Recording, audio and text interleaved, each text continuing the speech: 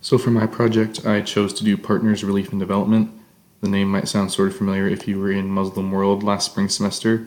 They came in to talk to us for a period about some of the work that they do in some communities in especially southern and western Asia, like Myanmar, Thailand, and then they're starting to spread over into the Middle East a little bit.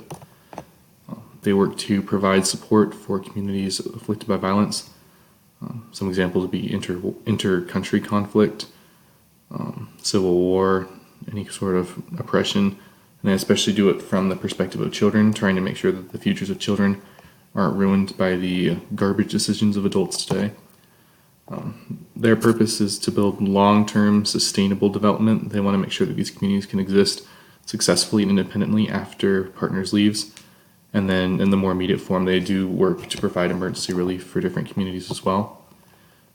Some examples of something they've done: they've worked to help generate income in communities, train people in these communities to provide healthcare for each other, help to provide schools with sustainable sources of income so that children can learn.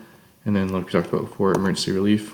Here we have a picture of a man providing emergency relief in the Syria-Turkey conflict for people displaced by that unfortunate situation.